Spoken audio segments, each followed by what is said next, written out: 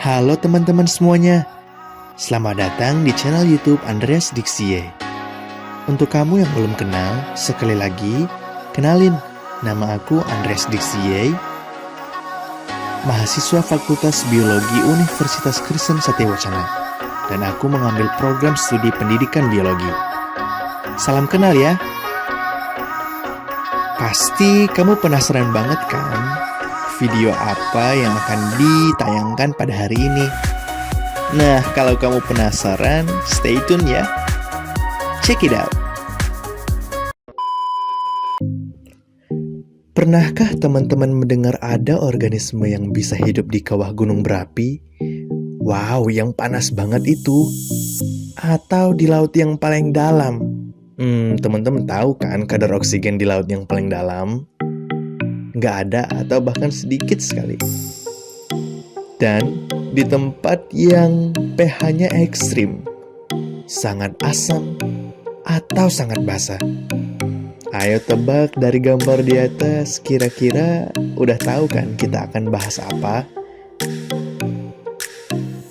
Iya teman-teman, betul sekali. Hari ini kita akan membahas tentang Archaea.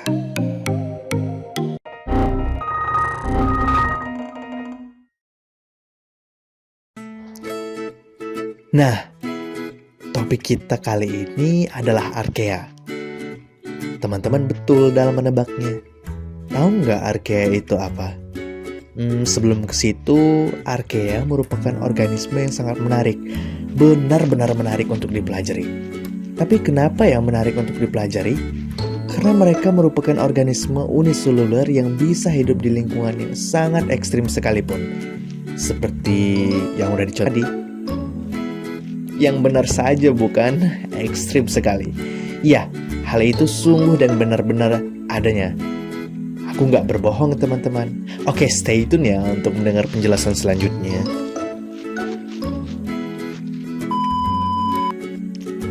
Dikutip dari Wikipedia, Archaea merupakan domain mikroorganisme uniseluler atau bersel satu seperti bakteri yang tergolong ke dalam kelompok prokaryotik dan tidak memiliki inti sel dan organelnya dibatasi oleh membran.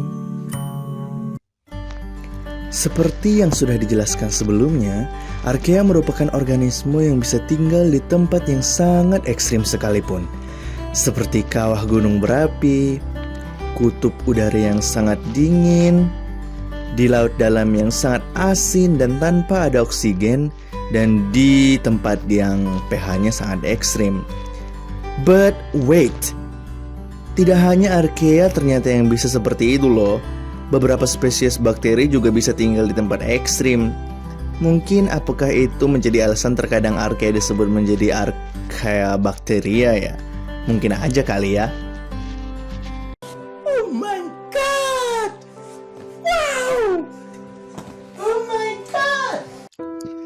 Jawabannya no guys. Ternyata nama Archaea bacteria itu didasarkan pada kesamaan yang dimiliki oleh domain bakteri dan Archaea guys. Tahu apa saja kesamaan dari bakteri dan Archaea? Sini aku jelasin ya.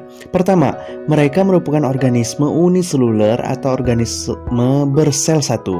Kedua, mereka merupakan organisme prokaryotik yang tidak memiliki inti sel dan tidak memiliki membran inti. Ketiga, mereka memiliki materi genetik dan sitoplasma serta ribosom. Keempat, baik bakteri atau Archaea bisa diklasifikasikan ke dalam organisme autotrof atau heterotrof. Kelima, mereka juga melakukan pembelahan binar untuk bereproduksi. Nah, meskipun demikian, Archaea dan bakteri tidaklah sama dan terbagi ke dalam domain yang jelas-jelas berbeda, bukan? Sehingga Archaea tidak sama dengan bakteri.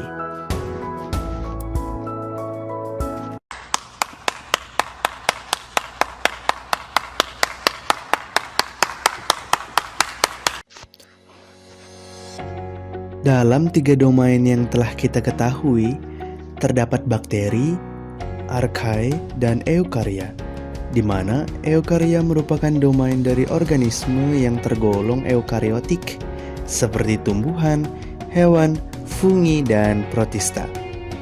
Oke, Mari kita lebih fokus ke domain bakteri dan archaea ya. Semua sel memiliki membran sel yang bertujuan untuk menjaga homeostasis atau keseimbangan di dalam sel. Jika dibandingkan dengan bakteri, dari segi membran ya, archaea memiliki ikatan membran yang berbeda dengan ikatan membran yang bakteri miliki. Archaea memiliki ikatan ether, sedangkan bakteri dan eukarya memiliki ikatan ester pada membrannya. Archaea memiliki lapisan monolayer dibandingkan dengan bakteri dan eukarya yang memiliki lapisan bilayer yang membuatnya bisa bertahan di lingkungan yang ekstrim sekalipun. Gak heran kan guys, dia bisa hidup di kawah gunung berapi. Nah, lapisan monolayer ini membuat lipid menjadi tidak mudah rusak terkena paparan lingkungan yang ekstrim.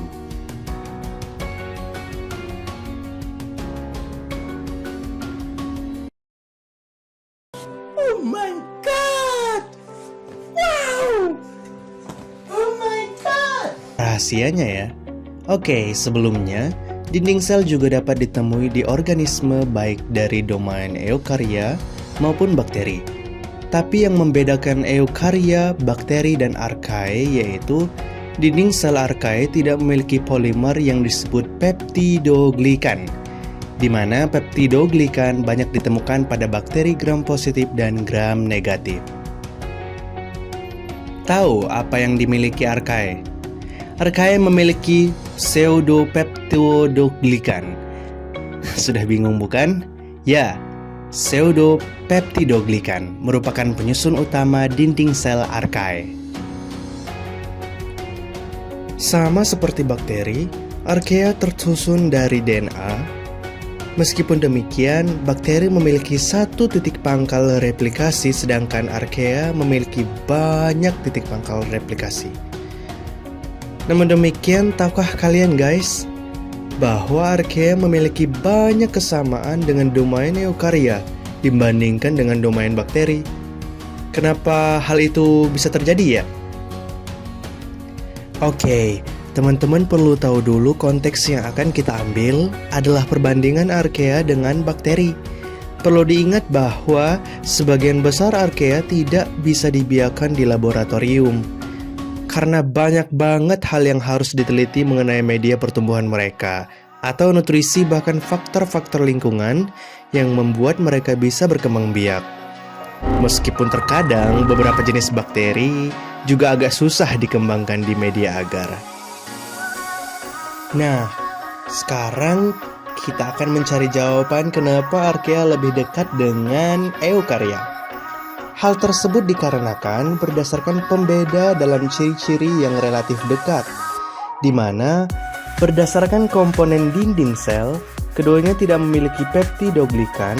Untuk eukarya disebut polisakarida, asam amino yang mengkode pertama yaitu sama-sama methionin.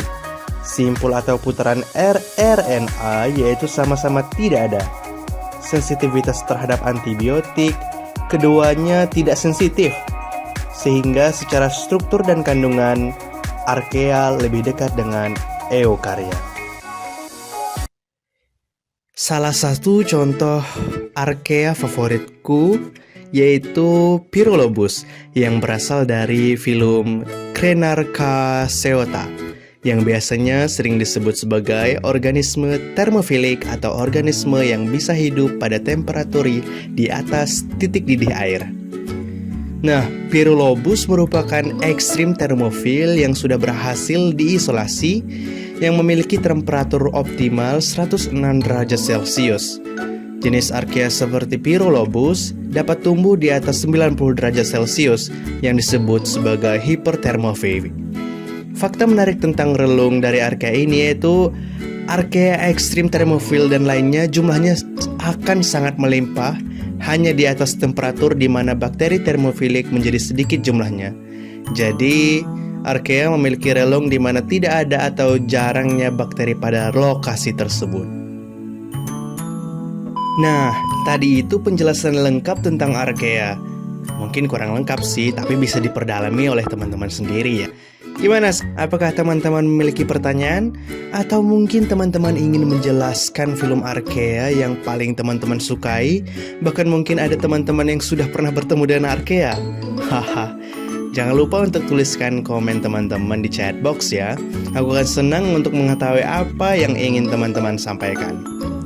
Oke teman-teman, segitu dulu video untuk kali ini ya. Aku berharap video ini dapat bermanfaat untuk kita semua. Dan aku ingin mengingatkan untuk kita semua untuk tetap penasaran dengan sesuatu hal yang baru. Thank you for watching. See you next time.